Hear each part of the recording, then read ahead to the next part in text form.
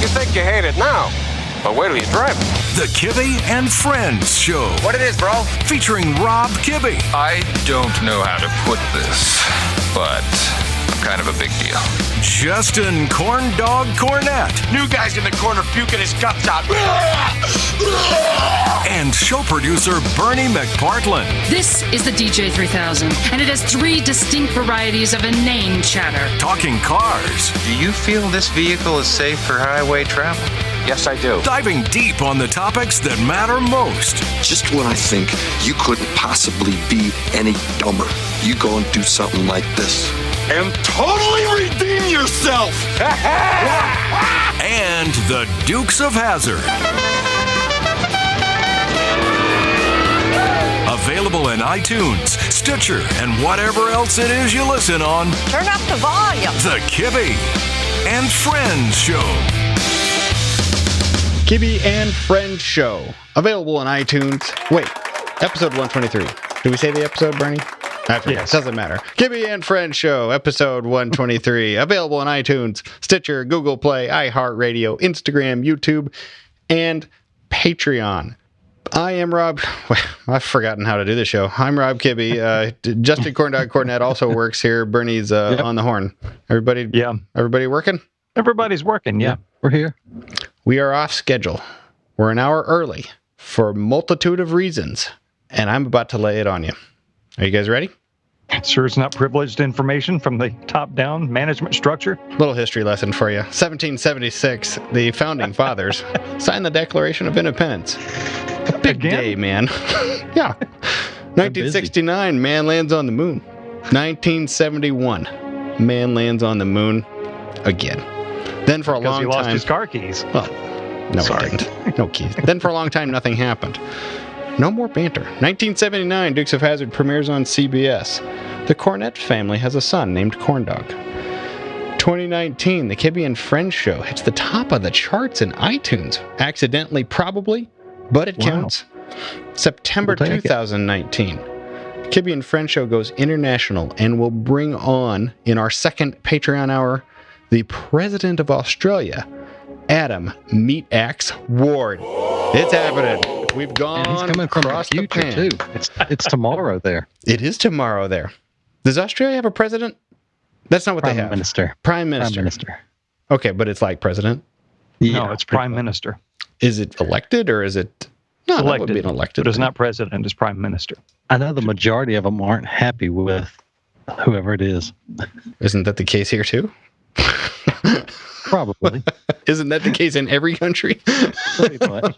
Sounds good at first, and then, it just kind of fizzles out. With our leadership. We want new leaders. And then as soon as they come in, new leaders would be better. Mm-hmm. No, this will be cool.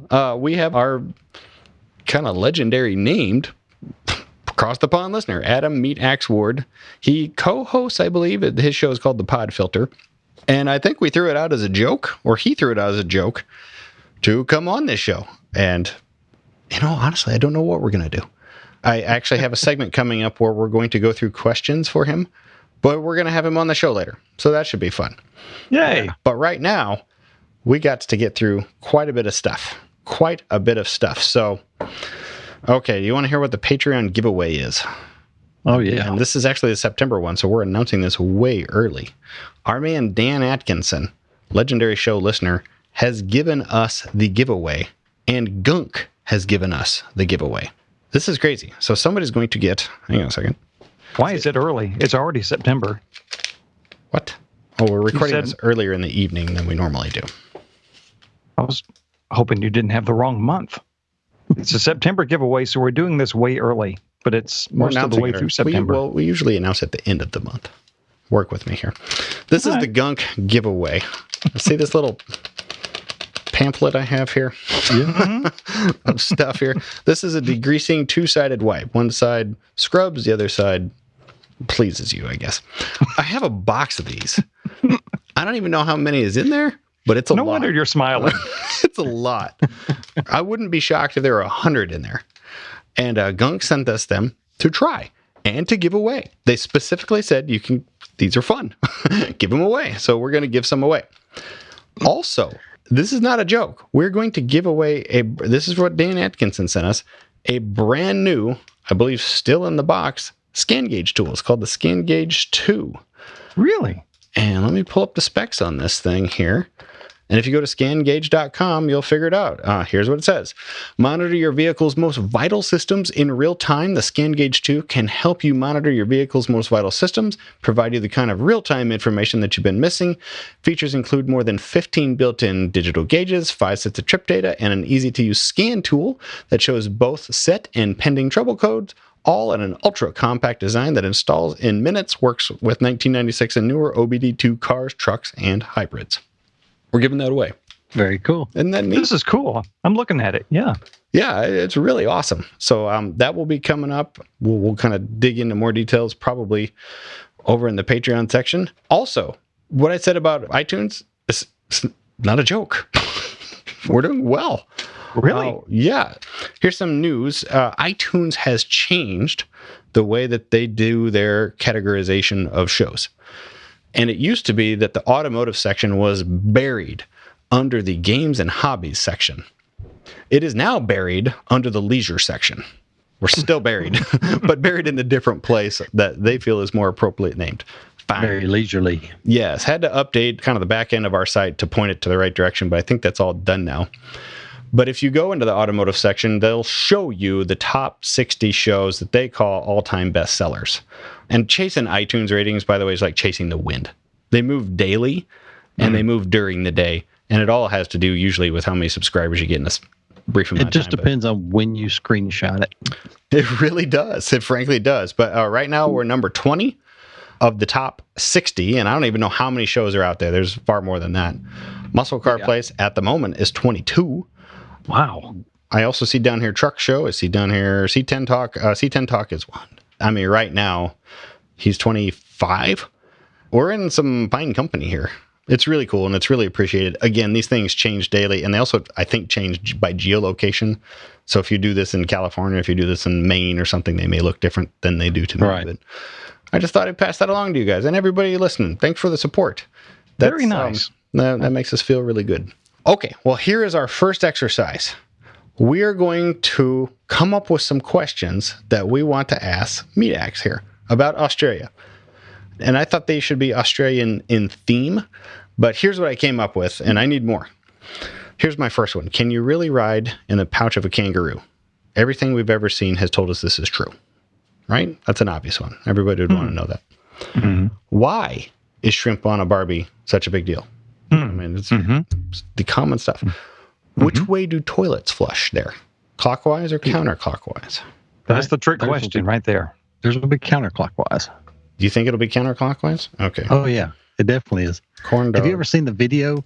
There was a guy standing on the equator. Counter. And he did a funnel, had like a bucket with a funnel and poured it in there. And you could watch. He would go to the north side of the equator. He'd pour the water in the bucket. And you'd watch it go either clockwise or whatever. He'd go across the equator, do the same thing, and it would go the opposite direction. That's amazing. It was crazy to see. And I've always heard that. But then until I saw that video, I thought, it's true. It really works that way. What's ours again? Ours is clockwise? I think it's clockwise. You have to ask. My toilet is all the way in the house, so you're closer to one than I am. Oh, yeah, that's probably true. I could That's go. funny. I know. Bernie's sitting on one. I know that in our house, like in our master bedroom, we had an inspector go through it right before we bought it. He said on his way out the door, he goes, by the way, that John in the master bedroom, something wrong with that toilet. And sure enough, I'm just going to believe you that it's clockwise. But as it's flushing down, going clockwise, right when it gets to the mouth part of the toilet, you know, like the opening. Yeah, the opening. It Point stops, of no return. and it all starts spinning the other way. It is odd, and then it goes sometimes down and through. Most of the time, it goes down and through, depending on the day. Previous owner, man, what did they eat? Their son is a big football player for Iowa State. They ate some big burritos, and they're very tall people, both of them. The counters are like at my belly button.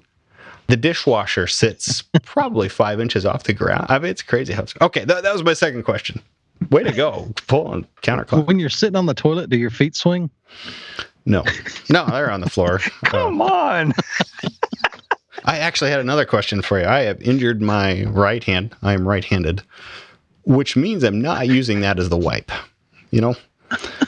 Do you guys go to the other... And I can do this left-handed, but it is awkward.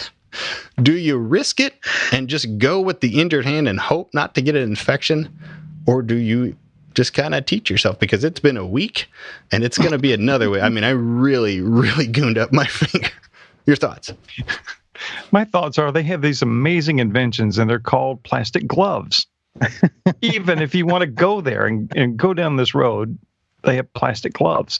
Get them at Harbor Freight, like 1,000 in a package for $2. Never thought to do that. And you can probably use a coupon on it too. Absolutely. So getting the free batteries, baby. Oh, this is a show about cars. Top of iTunes. Dang right it is. Okay, here's my next question. Are there more bars than houses in Australia or more houses than bars? Again, I base most of this knowledge on TV shows and commercials. But as far as I know, there's a lot of bars in Australia, and they're usually in shacks or shanties. Other than Foster's, is there any beverage you would normally brush your teeth with? And then we're going to actually talk cars. What are your top 5 Australian car movies? And You think he's going to be here and not have hung up by now? Oh, he's a good sport. I'm sure. I mean, we're going to find out, I guess, together. But I'd be willing to bet that he does not like Foster's. My friend from Australia says it's the nastiest stuff there is. That could be possible because we have a Rocky Mountain species of beer that I think is horrible, really. And that, that's one of those things you associate with America and not necessarily Texas or where we live, but it's a way common brand that's, in my opinion, way bad. Rolling Rock? No, further north, Colorado. Isn't that the Colorado one? It's not the main one. Coors Light. Anything light should be illegal, first of all. Busch Light. Especially. Miller Light. You should do prison time for that. Miller Light's not that bad. Not that bad. My argument was made. Okay, so these are my questions. What do you guys got? You have any Australian questions? I think off the top of his head, he can review Love the Beast, which I would like to do with him. I even pulled the trailer for it. It's a good movie. I know you guys probably haven't seen it, but it's been years since I have. I thought maybe he could walk us through that one too. But any questions? Australian questions? I'll probably just have to wing it. My buddy's taught me a lot about Australia. Stuff like they don't have Burger King. They have Hungry Jack. Supposedly McDonald's beat Burger King to Australia and trademarked the name Burger King, so they couldn't use Burger King when they finally showed up and got Hungry Jack. Wow. That's a good one. That's shocking. Bernie, what do you got? I wonder if they have Chick-fil-A, and I wonder if they have a Northern Tool where you can buy plastic gloves in a pack of 1,000 for $2. Do you have Chick-fil-A? Do you have Northern Tool? I bet they have Chick-fil-A in like an airport or something, but probably not freestanding restaurants. That's good to know. Any other questions that we need to know? I mean, we're trying to introduce some culture here. We might have to just wing it as we go. Okay. So no. We can ask automotive stuff about Holdens and Valiant Chargers and relevant questions. Okay. Falcon. Holdens. I want a VH Valiant Charger. VH? VH, VJ, and CL. And I want the VH, but so does everybody else. So it might as well be a 69 Charger. That's about how popular they are over there. Okay. What's the Mad Max car? Falcon. Is that the last of the V8 Interceptors? I don't have a clue. That's the only line I know. They're bringing like stupid money over there. Cool. Yeah, we can just ask about the coolest cars over there. You can ask them about Bathurst, the road race. Bathurst. Look at you. Relevant questions. Did you ever see Daryl Waltrip take a ride in one of the supercars as a passenger? Yeah, he was freaking out. He was truly scared. He never shut up. He did a good job keeping talking. That would be a neat ass race to see, wouldn't it? Oh yeah, but to crazy. Be someone that's used to going super fast. Yeah, it's not like they took Joe Blow off the street and took him for a ride. He's been 200 miles an hour, and to go around that course and freaking out like he was, it has to be pretty bad. I would give him the benefit of the doubt. I always think it's scarier going fast as a passenger. Oh, yeah. You're not in control. You don't know what's coming up. Right. I've ridden in a lot of autocross cars with other people, especially trying to pick up pointers. It never feels scary when I do it myself, but when I ride with anybody, fast or slow, I don't like it. It's not a good time. I can see that not being very fun. Cool. Bathurst Road Race. Wow, really good stuff. Way to go, man. I appreciate your extra efforts here. We do have some Dukes of Hazzard themed news. Actually, a couple of items. Before we get to those, I would like to mention Holley. Holley is the EFI leader in the official air and fuel delivery for the Kibbe and Friends show. Very awesome. You're going to hear about them a little more in Muscle Car Place, especially. Hint, hint, Corndog would love a sniper system, if anybody's listening. Some fun facts. I learned this all today in prep for the show. Holley began in Bradford, Pennsylvania in 1896 when brothers George and Earl Holley started a company to produce a small one-cylinder, three-wheeled vehicle they dubbed the Runabout. It had a top speed of 30 miles per hour. At the eve of the era of motor cars, the brothers decided to start the Holley Motor Company and produced one four-wheeled model. The Holley brothers built their first marketable automobile in 1902. They called it the Holley Motorette and sold it for $550, more than 600 produced. And here's where the change is made. Their first original carburetor, called the Iron Pot, appeared on the Curve Dash Oldsmobile in 1904. In April of 1905, the Holley Brothers Company was established in Detroit, Michigan. The brothers then concentrated on the manufacturing of carburetors and ignition systems. Your Dayton history. So for over 100 years, they've been in the air and fuel delivery business. And I did not know that. I didn't know that either. They're based out of Kentucky now, aren't they? They are. And I assume the Detroit, Michigan component had to do with motor cars and OEM product supply chain. But yeah, I don't know when the Kentucky part happened. That'll have to be a thing that we learn here in the future. Any chance Kibbe and Friends can broadcast from the backseat of that runabout at SEMA? I'd like to see that car. That would be cool. 30 miles an hour. I assume there's one somewhere. Yeah, someone kept one, yeah. Somebody kept one somewhere. Okay, well, we do have some Dukes of Hazzard news, and then maybe we have some Bernie news. But Corndog, what is the news on next May? Have we talked about this at all? Conyers. We just through text we have. The General Lee Owners Club. They are having either their second or third annual little get-together. I don't have the dates right in front of me. What did I tell you? It was May... I have in my notes here, May 1 through 2, 2020. Okay. And it's really just your average kind of old school kind of get-together. Anybody and everybody that's a Dukes fan, come to Conyers in Covington. You know, it's no admission, nothing like that. The only thing you'd have to pay for is if the celebrities that are there, that's how they pay their way is, you know, they charge you for an autograph. So that's really the only thing you got to buy. The thing I like about it is it's the original Hazzard County, so you can break away. And I think they're kind of just planning it as they go, sort of. It's nothing really, really set in stone. It's not confined to one spot. So it's going to be kind of a lot of cruising around, going to location from here to there and everywhere. And, you know, you can see a lot of the original filming locations. And a lot of it's changed over the years. Like the Duke Farm's no longer there. For a little while, it was a log cabin. Then it was just two chimneys. And then now I don't even think it has chimneys anymore. But you can go by there where it was.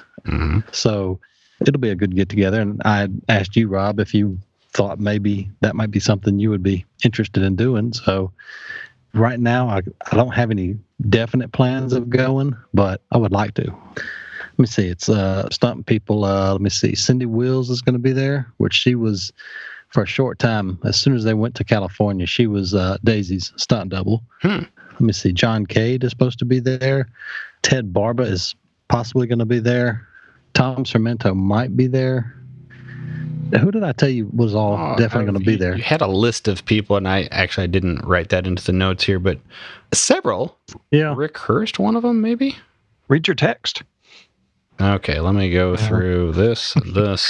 Hey, Rob, how are you doing today? Hey, man, how's it going? Oh, man, what a day. I just, I mean, that was this morning. Are we going to coordinate when we record tonight? No, it's okay if we don't. Okay, I'm going through the notes. Okay, here's what he says. Hey, man, I know May 1 through 2, 2020 is a long way, but Shane Clanahans and his wife are hosting another Dukes event in Covington/Conyers, Georgia. As of now, they have Cindy Willis Stunts, Tony Kelly, original Georgia crew member, John Cade, Ted Barba, Danny Hobbs from the original Georgia crew have also said they'd attend. Nothing set in stone. Do you think we could do something as a get-together there for the podcast? You kind of had some other stuff here. Yeah, I forgot about Tony Kelly and Danny Hobbs. They were the original crew that worked on the cars, kept the cars up, and painted them and at the H&H body shop. I'd be interested in kind of keep it in the hopper as a potential thing. That's a really nice time of year. Filming locations are always extra fun. You know, it's one thing to get together in like a big fairgrounds or something like that, but locations is always a little bit more fun. The smaller scale stuff I've always enjoyed a lot too. So, what's the status on your Daisy car? It's a running driving car right now, but it's kind of a tan cream color.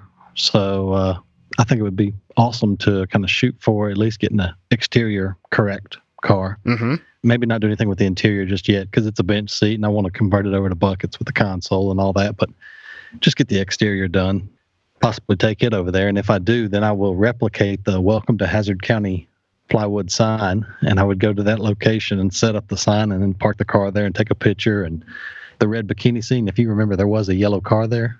Mm-hmm. Then we go there and put Bernie in the bikini. I'm clearly. I'll let y'all fight over that. Yeah, I'll run the camera. I can run the camera. Yeah, I thought it would be kind of cool to have it cosmetically exterior wise looking like the Daisy car because it wouldn't take much. So, on a different topic, still Dukes of Hazzard related, because you are the corn dog, and this is where people go to get this information. The Hazard Run next month. Mm-hmm. Is that something you know about? Or no details of? I just know that they're going from one Cooter's Place to the other, and it's going to be from Nashville to the new location in Pigeon Forge. I know Tom Wopat did it 1 year, and I don't know if maybe he's doing it again this year. Rick Hurst or Sonny Schroyer, they may be doing it, but I don't know the actual dates. I know it's in October. That's about it. But it's basically everybody hop in your Hazard vehicle and drive from one place to the other. And when we were talking with Mark Bradley, he had more details on it, and he said basically go at your own pace. But I would imagine that a lot of times, there's going to be a group of 5 or 6 cars or whatever. So I don't think it'll be just a long, continuous run of solid 20, 30, 40 cars. I don't know how many. Right. It says, I Googled it. It's on Facebook, October 5th, 2019, 7 a.m. to 5 p.m. Boy, there's a lot of different events out here. I can't tell which are real and which aren't, though. Don't go to Facebook for most info, but Hazard Run is there. You might pull up the one from 2017 or something. Cool. Well, that is the latest we need to know on Dukes of Hazzard news. Now I thought we would roll to Bernie for the real news that we need. Bernie, do you have any real news? World news. World leader, former radioman.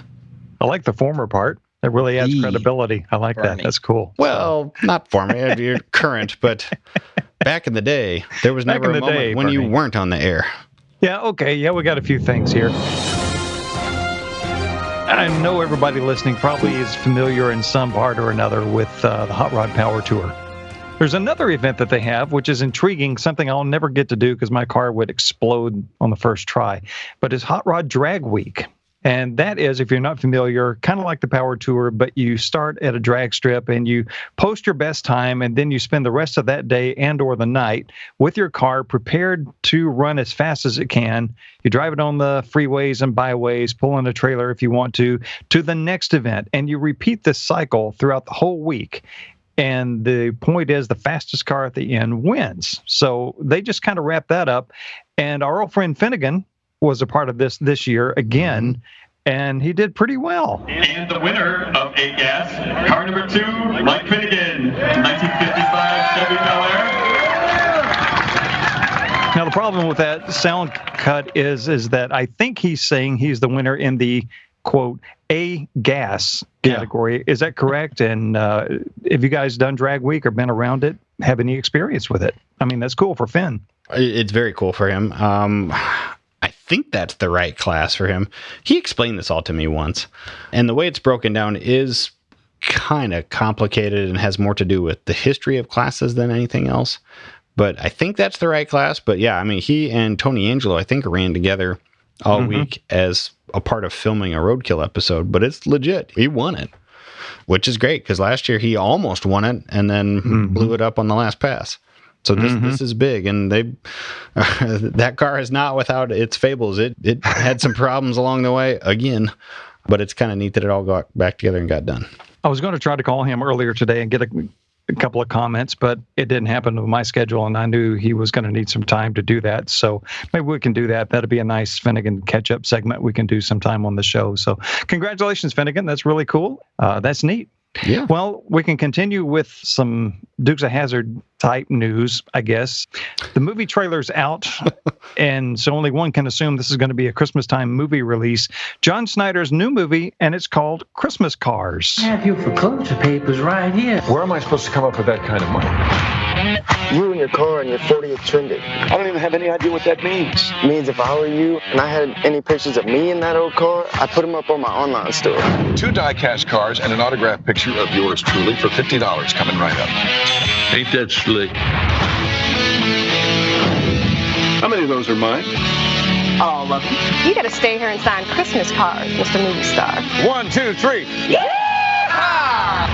So it looks kind of fun. I guess it's sort of an autobiography with a couple of twists that you may or may not see coming. I guess this was meant to be him playing himself in some sort of way and telling his story, but it looks like a lot of fun with a big bag of popcorn. Yeah, I think he kind of tiptoed around some of the stuff. Like he plays the character Uncle Denver. You know, he's not Uncle Jesse or he's not Bo Duke. He's Uncle Denver.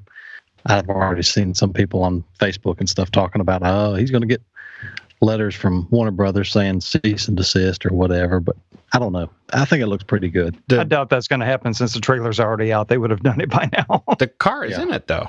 I saw the trailer. He's signing photos of himself in the original TV show sitting in the general. It says generally and everything. There's been discussions over that before about, you can't copyright.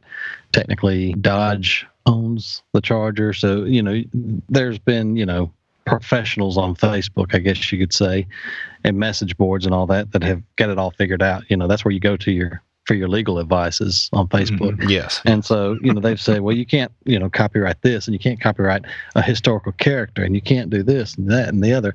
And so, they've made reasons why it's okay and why it's not. But the only thing that's really kind of iffy about it is if you watch on the trailer, there's actual footage from the Dukes of Hazzard TV series. And it's like where Luke punches Bo and he's like falling back, but it's an actual, he's like watching it on TV or something.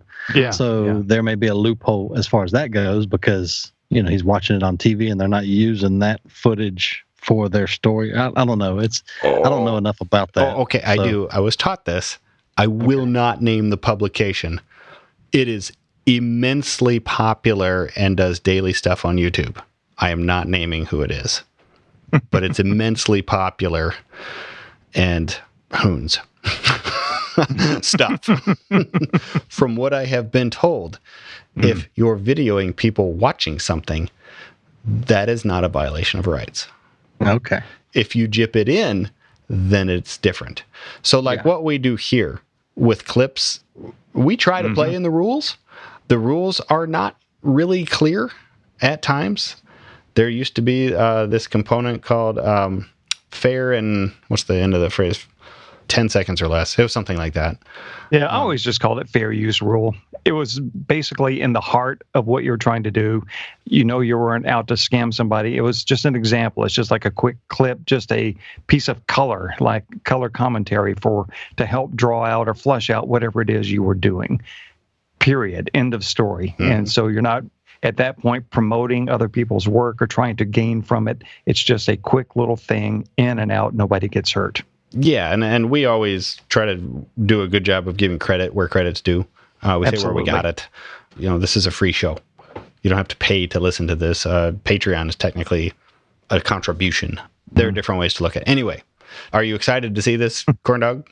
I actually am, because, a lot of his movies are kind of horror flicks or whatever, and I'm not really big on scary type movies or whatever. They just don't really do a whole lot for me. But this one actually looks, I don't think it's going to be, taking Titanic off the, the charts or anything. It's going to be something just kind of fun. I think it will probably be better than Collier and Company, which, that's his movie from, I think, 2006, I believe. It was something that he started writing way back when he was on the TV series. And so that was like his dream movie project that he's been working on. So anyways, this one here, I think it'll do good. I don't know if you noticed, but the jump from the Bose Extravaganza, that was in the movie. And when they were doing the jump, while we were filming or while we were there, he told us, he said, well, do not stand here, here, here, or here, because my camera guys are going to be shooting in that direction. I guess they just didn't want to edit us out or whatever, but that would be kind of cool to see that part. Yeah. Is this going to be in wide release? I mean, since I brought the story up, I should know this, but I don't, like a wide release, you can find it in most every theater, or is it going to be like some of the specialty films that they'll do, I don't know, one theater in a town of 7 million and good luck finding it? I think he's probably just going to be like direct sales, upload it, and eventually he'll get a DVD, like a self-made DVD to sell at his online store. But I doubt it will probably be in theaters. See, the Collier and Company, he would actually travel around with the film. He would go from theater to theater and would show the movie there. I saw it here in Central Mississippi. He came out here, and that's when I had the Lee 1 parts. I had him in the back of my truck, and he walked out to my truck and signed them and stood there by my truck and told stories for 30 minutes after the movie. But he was trailering around the 3 cars that they used in the Collier and Company. Anyways, it was a 3-car hauler parked in front of the theater, and he was inside signing autographs, and then we all sat down and watched the movie. And so he did a little spiel before the movie and after, and I doubt he's going to do that with this, but it would be neat if he did. Yes, we should figure out what that is. I have no idea. Yeah, nice. Direct to YouTube, maybe. Direct to YouTube. That'd be all right. We could do that. Okay. Well, I feel sorry for these people. I know you do too, deep in your heart, and I know they can be inconvenient sometimes. But I appreciate what they do, and I know why they're there. My heart goes out to them. It really does. And that's your local, friendly TSA agent at the airport. I really feel for these guys because they have a job to do that they may or may not believe in is really necessary. But if you, like all of us, still from time to time question whether we need a TSA presence at the airports here or worldwide, I found a reminder of that. September 8th this year, 32-year-old Jayesh Patel, he was asked to please come with the authorities after they discovered that he was not who he said he was trying to go through the gate. Patel was posing as an 81-year-old, 32-year-old posing as an 81-year-old, dressed in a full white tunic, uniform, hat, and to complete the look, very nicely I might add, a wheelchair to go along with the ensemble. No reason was given at the time for the disguise or the intent, but they found him out after a gate agent noticed his snow white beard and his snow white hair had very dark black roots. Didn't take long after that. So you guys, we appreciate your work and appreciate what you do. If you come across someone like that once in a while, that's cool. It's cool. I mean, they can't figure out why he was doing it, and he and the person who was pushing him in the wheelchair was in on it, but, you know. So this wasn't like head of line privilege? No. He just wanted to be pushed around dressed like an old man? I suppose. Was he being filmed? After the TSA got involved, yes. Yes. Many times over, but not as a production or anything. I am so cynical at this point. I assume that everybody is trying to get on the action for something of some level of fame. So you think this was a YouTube dare? You think this was a dare? I don't know.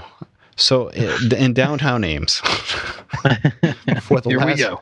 In 1776, there has been a dude with, I assume, false breasts who wears a skirt and like man clothes up top and lady clothes down bottom. year round. It is not a stunt. He is actually a little mentally disturbed, and he's kind of well known. You steer clear of him, but he every now and then will hold some inappropriate signs that you don't want your kids to read. That is a different deal.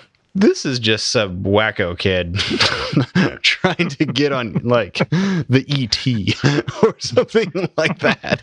This is totally different. He's not a celeb or anything, where he's from, so I'll take it at face value.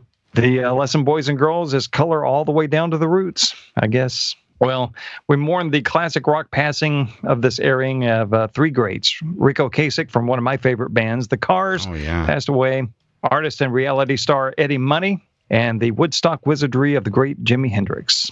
B.B. King would have been 94, and in the ever-growing corn dog boy band fact emporium of knowledge, Nick Jonas is 27 years old, and the Korean boy band BTS are back from their long, extended summer vacation and ready to get back on the road. Just thought you'd like to know. I do know who BTS is. My daughters don't follow that, but I have friends whose daughters do. I thought you were going to say, but I do. But I do. I know all their hits, like LG, Samsung. No, I don't know. So better cut that. Don't cut it. And boys and girls, that's it in the news. Way to go, man. Going back to the Cars. So, Rick Ocasek, who was the other frontman for the Cars? I just learned earlier this week there was another I had no idea there was another frontman for the Cars. I always think of Rick Ocasek because he was the face of MTV. Remember when MTV played videos? Yeah. I remember all of the Cars videos, but I remember his first one because there's a part where like he's looking in the camera and his face comes off. And there's like the next scene pours out of his face. You got it going. Oh, man. And they had so many great songs with him. I really enjoyed their song, like Who's Gonna Drive You Home Tonight? That's a good song. Well, until you asked me that, I was going to mention his guitarist as well. His guitarist has gone on and now has some Gibson SG guitars, signature series that you can get at outlets and stuff like that. And really good guitars, good stuff. So very sad, very sad. That puts a stamp on my mortality. I'm a kid of the 80s. I love the 80s and the music. I was at a college radio station when they were hot. That was cool. A lot of fun. You were at a college radio station? Absolutely. Well, tell us more. Uncle Bernie's story time. Would you prior expect to anything the less? Actually not. So here in Ames, Iowa State University, I have the student station 88.5. That's my first preset. I love the student station because I hear like all the coolest music. It kind of makes me happy that in this day and age where everything is streamed off a phone, I can still tune into that station and hear stuff I would never hear otherwise. And it always has me tapping my toes. Always. We have a station here, same frequency, 88.5 College Station over in west or far east Dallas. It's on my presets. I love it. It's so innocent.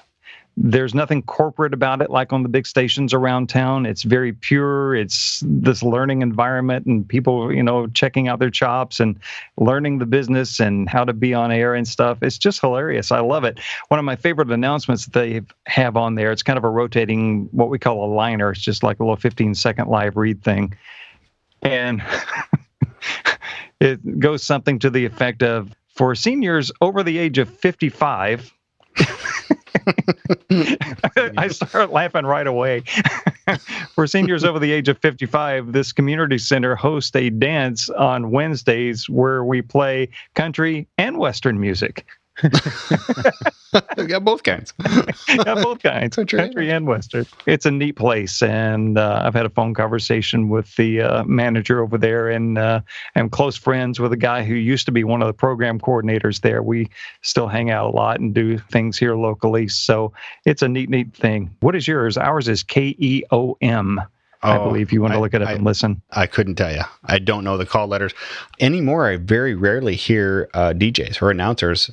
They usually run song to song, and then I'll hear the call letter. What's the rule? What's the FCC rule on how often you have to announce your once an hour? Once an hour. Okay, I've heard them do that. I just can't recall what they are.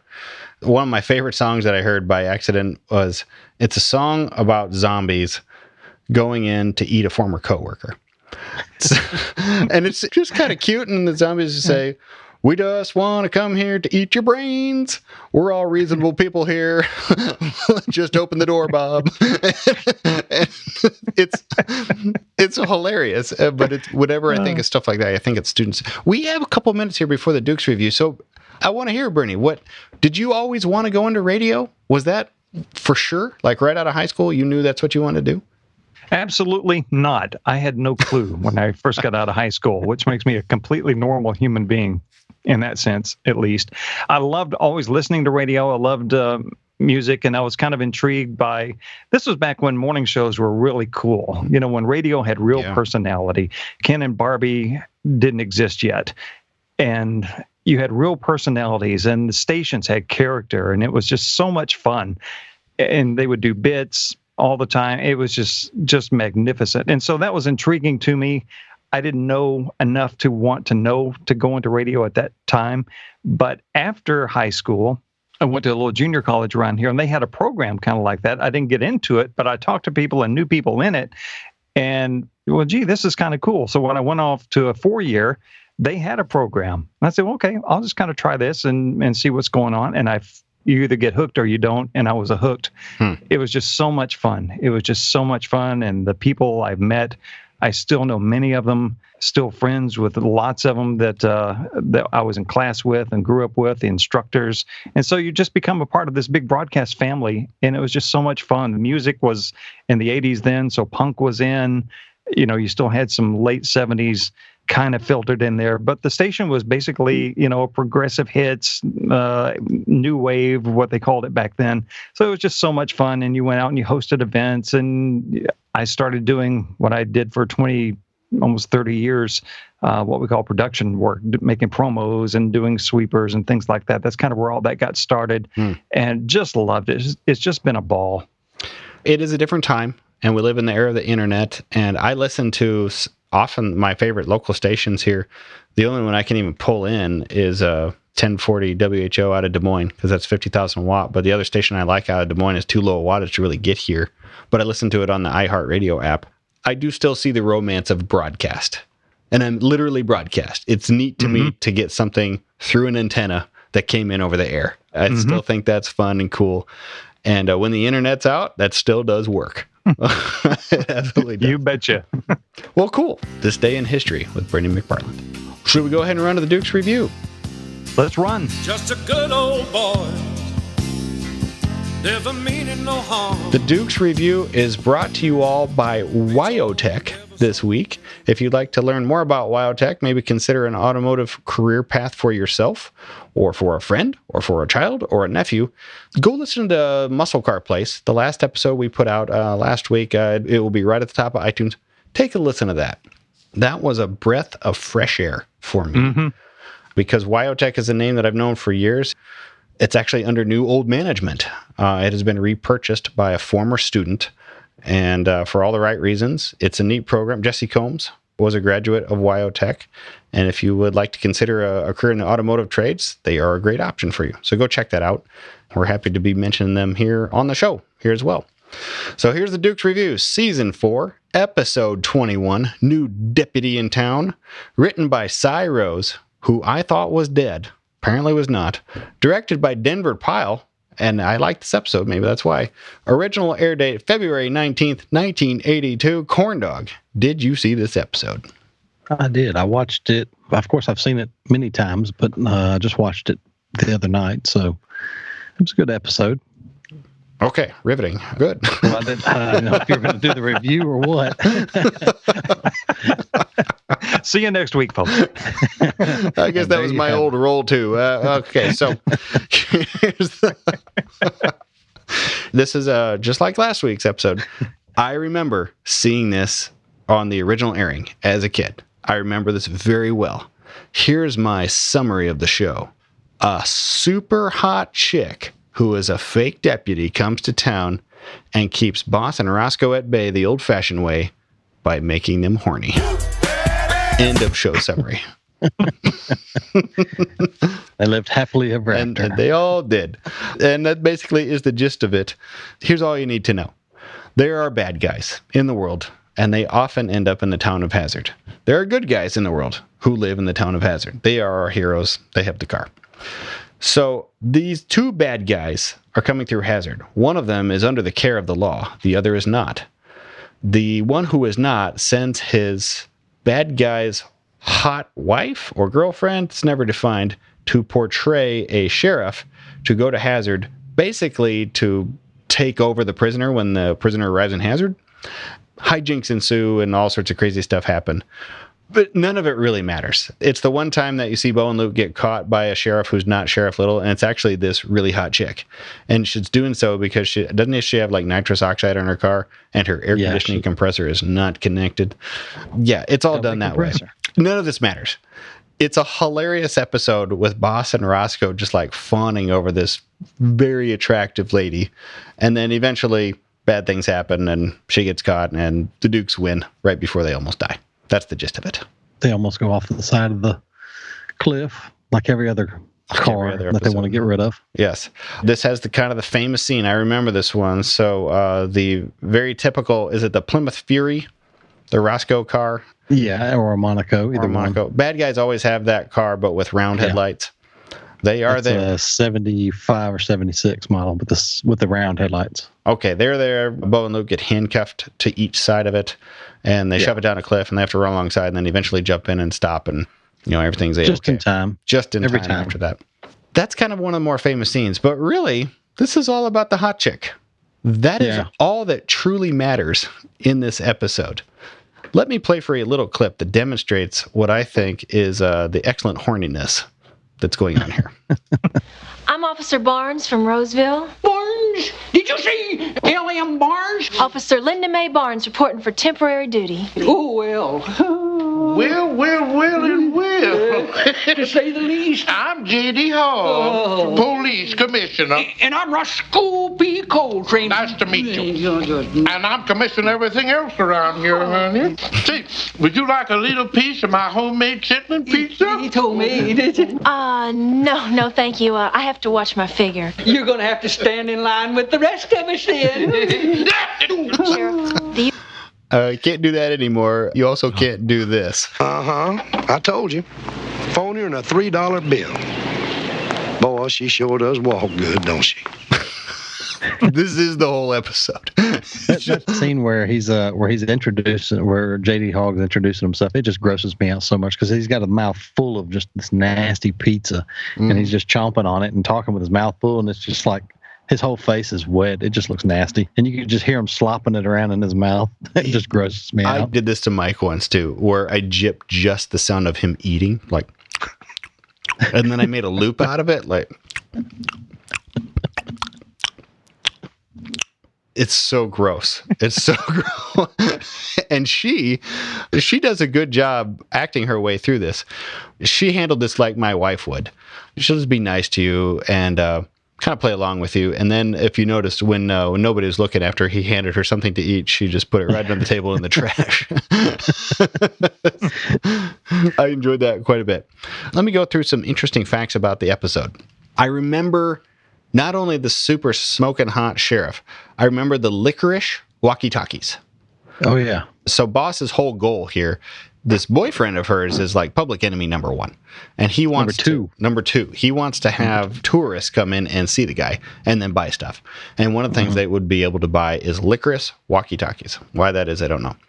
I also remember the scene where the General Lee's windshield gets so shot up while they're chasing the bad guys, they actually stop and kick it out. And then drive without it. I've never forgotten that scene because both their legs pop out. Oh, yeah. That was John Kay that did that jump. Was it really? I've got pictures. It's like 4 or 5 pictures of that jump. And, of course, it sticks out just because the car does not have a windshield in it. So that's the only time I really recall them jumping a car with no windshield. Oh, okay. You sent me that picture before. I thought that was maybe a stunt trick. I thought maybe they were removing windshields out of cars for some reason. Didn't realize that. Yeah. Okay.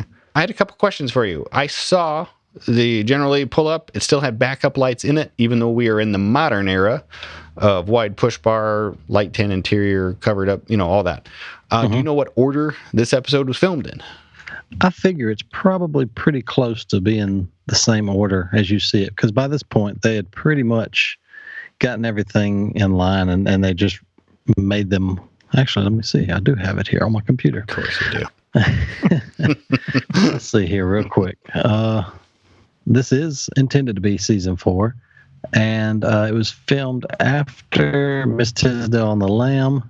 Dear Diary was before that. So, they're a little bit out of order. The next episode's being produced is Birds Gotta Fly, which will be our next one. So it's not completely terribly out of order, but not exactly the same order as you see it. Okay. Here's my other question.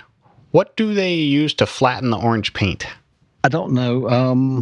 I know sometimes many scenes, it's flat, like real flat. Yeah, you can actually over-reduce the paint. On single stage, you can over-reduce it and it'll dull it out. And so that may be what they did, 1, to dull it out, and 2, to stretch it out so they didn't have to, order as much paint. But I'd also heard that they would spray like a dull clear coat over the orange as well. And that may be a little bit later in the series. Towards the end, that's kind of what they were doing. Or sometimes you can almost see like a wax, sort of. Like maybe they wipe it on, but then don't wipe it off, because it's kind of blotchy sometimes. And so there was different techniques. I've heard of them wiping on stuff, and I've heard of them spraying on stuff. But the simple thing to me would be to over-reduce it. So, is that just for a camera shine thing? Yeah. One, you don't get as much reflection, and you don't see in the reflection on some of the earlier episodes. You can see in the reflection, you can see the crew members, you could see lighting, you can see the guy with the big boom mic hanging over. And so you just see all that reflection in the car itself. And so they dull it down, and then you really don't see it. You can sometimes still see the lighting, when they catch it just right, but it's not as blatantly obvious. The gist of this episode also revolves around with the Dukes trying to basically raise money to fix a tractor. And they are going out and collecting old debts and trying to do odd jobs. I kind of forget why that's a main plot point. And honestly, it's not super important other than this line. I wanted to share this line. I thought that kind of set the stage for maybe something that only nerds like us would like. Now, the situation was a mite ticklish. You see, when they gave out Pride, the Dukes got more than a double dose. A lot of the Hazard folks owed them money for work that they'd done for them, and the Dukes had to try and collect that money from everybody without looking like they're hard up, which they are. You see, Jesse feels the same way about that old tractor that the boys feel about General Lee. Some folks like that about machinery. Can't we all relate? We all know what that's like. His favorite tractor. Yeah, kind of be in love with something, kind of think it's alive. Still feel that way about pretty much all my cars. Yeah. Except my truck. That could go. We would not miss each other. Here's some more facts for you. Linda Mae Barnes, the character, was portrayed by actress Tracy Dawn Scoggins. She was born and raised in Dickinson, Texas.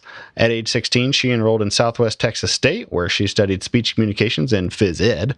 After leaving college, she was hired by the Elite Modeling Agency and sent to New York City.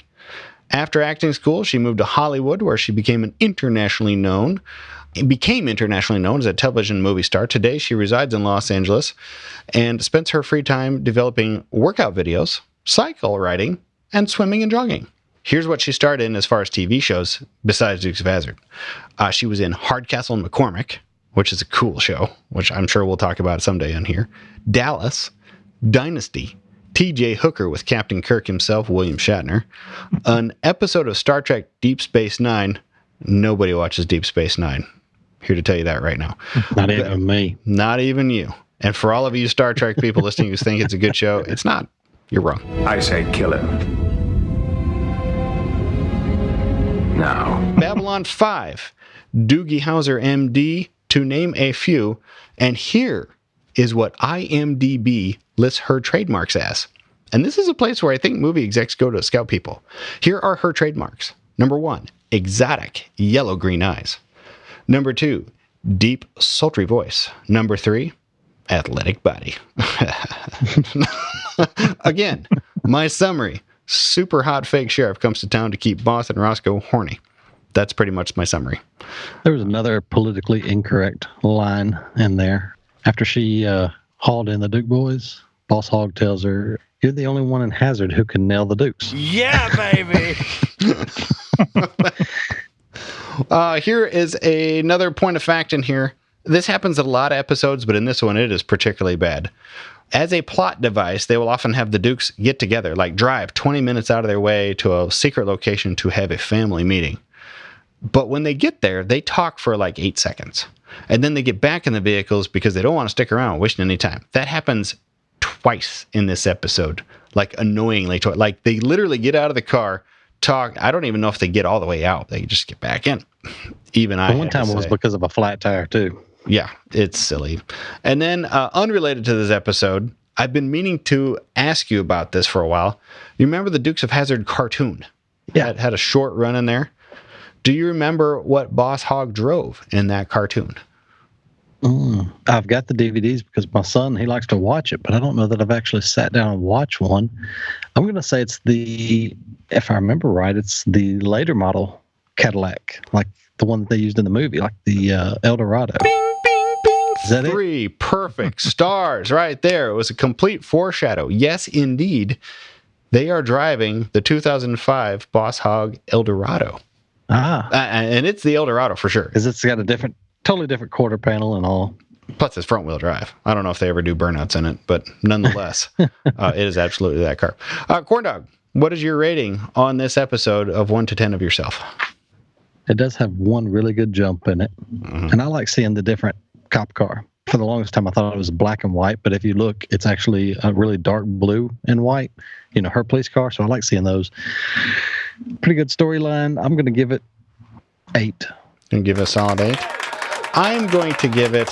Actually, I'm going to play this line for you one more time because this dictates my rating. I told you. Phone her in a $3 bill. Boy, she sure does walk good, don't she?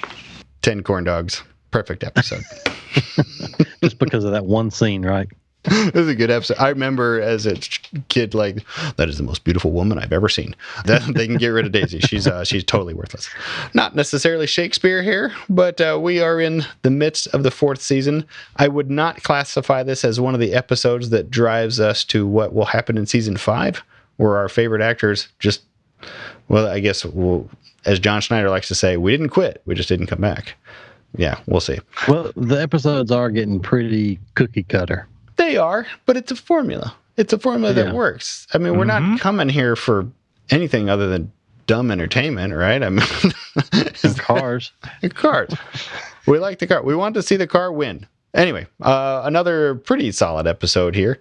If you enjoyed this hour of witty banter, laced with even more witty banter, you can follow along with us in our second hour of the show. That will be over on Patreon. Just go to patreon.com/KF show. And there we will have a special guest on, international superstar, the President of Australia, Adam Medax Ward. And by President, I of course mean Corn Dog, Prime Minister. That's right. Prime Minister. Bernie, what's your rating on Kibby's on my rating? Oh, I give him a 10 on his rating because although he doesn't realize it, he's dead on in his description by playing that clip, because that also is a supporting role for a old country song back in the 80s from an artist called Mel McDaniel, Baby's Got Her Blue Jeans On. And it's a song about this very nice girl walking down the street. Lord have mercy, baby's got her blue jeans on. And it's all centered around that. So it's the perfect soundtrack to the perfect review that he didn't even know he gave. So 10s all around. Man. You know, this show really needs to be more like the old Whose Line Is It Anyway? Everything's made up and the points don't count. Right. That's a good show. That's a great show. Yeah. That's a really good. I also remember the original one that had the English guy as the host? Yeah, I didn't like it. Drew's much better. I like Drew better. Yeah. And I like Fat Drew Carey, not Skinny Drew Carey. Fat Drew. Come on, fatty. I like the fat one for sure. If you enjoyed the show, go ahead and go listen to more. It's all available in iTunes. You can go to themusclecarplace.com. All the past episodes are there. Also available in iTunes, Stitcher, iHeartRadio, usually.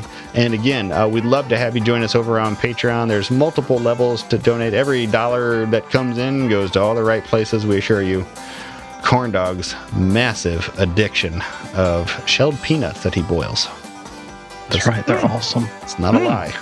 Fellas, thank you again. We'll catch you later. Everybody, we will see you in the first week of October. Oh, yeah, next week's our Patreon Q&A show. So we don't have an iTunes show next week, I don't think. So, yeah, we'll see you all in the first week of October. All right? Yep. Yep. Bye-bye. Bye, guys. Later.